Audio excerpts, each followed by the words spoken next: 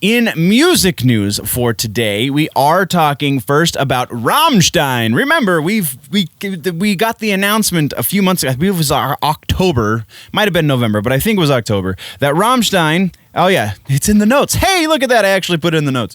Rammstein was in the studio during COVID. This is not a surprise. Like, all of the news outlets are like, wait, are we getting a new Rammstein record? Yeah, they told us they were in the studio, and now they've told us that they're done recording. There is still no release date yet for this new, as yet untitled album. We will definitely be keeping tabs on this because Rammstein.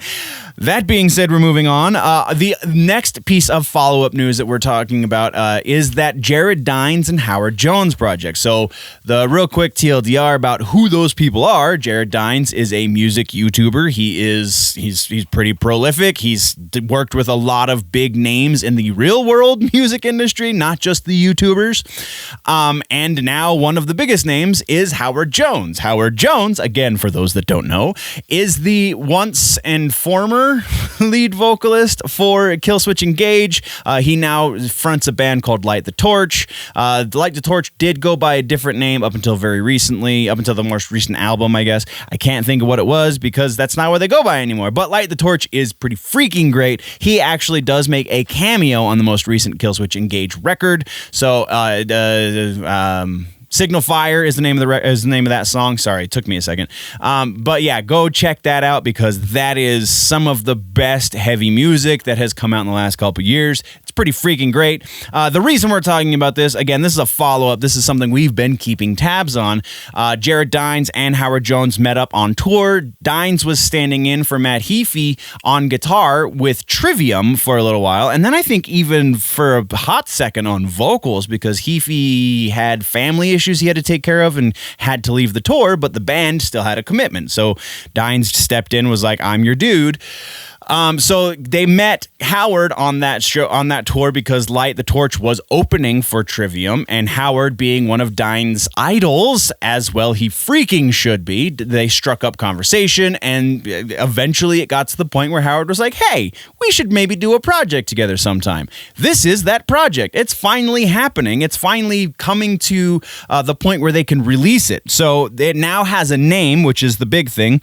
The name for the project is Scion, Sion, not like the car, but like a different thing. And then is set to release their first single from this project on March 11th. Still no release date or album title for the actual whole album, but hey, man, baby steps. That's what we're getting. That's what we're doing. I honestly, if memory serves, this isn't in the notes because I don't usually do summaries for like the stuff leading up to this, but if memory serves, they're only going to be doing like 7 tracks, maybe 8 tracks total, and that might even be a high estimate. If part of me wants to say it's only going to be like 5 or 6 tracks, so it's effectively going to be an EP, but still going to be pretty freaking awesome by the way that both Jones and Dines are describing it. So that is what we have for follow-ups. We have one piece in new news to address, and that is Steve Von Till. Steve Von Till, one of the guitar players and vocalists for the amazing post-metal band Neurosis. I hate that subgenre, but that is how most people know them. So I hate most subgenres. It's metal, man. It's good music. That's the biggest thing. So Steve Von Till, again, one of the vocalists for Neurosis, towards the beginning of COVID, I believe, he put out a record that was just a solo record of his, and actually was kind of a bit of a departure because there was very little, if any, guitar work on that record. So this year, he is releasing another solo record, which, again, is not unusual for Steve Von Till. He's been doing this for pretty much as long as Neurosis has been around, which has been a long damn time, 30-something years, obviously. So this new project is called A Deep Voiceless Wilderness. It's a play on the title of the other record. I, for whatever reason, didn't put the name of the other record in here, but yeah, it's basically the music the instrumentation from the record that came out last year, just minus his vocals. So all of the atmospheric bits and all of the really layered stuff that he likes to do on his solo records is now going to be that, just sans vocals.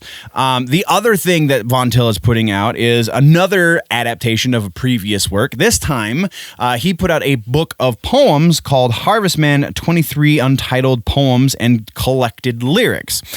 He's putting that to vinyl or to press somehow. So we will be getting an audio version of his poetry book. It's a spoken word book. This actually is the spoken word book. Oh no, I'm sorry. The poetry book did not release through anything that Neurosis owns, but both his solo project as well as the Harvestman project are going to be out on New Rot Records, which is what Neurosis, the record label that they started. This is the Deep Voiceless Wilderness is going to be out April 30th, and I did not see a release date for the Harvestman project, but also presumably available through New Rot. That is our music section.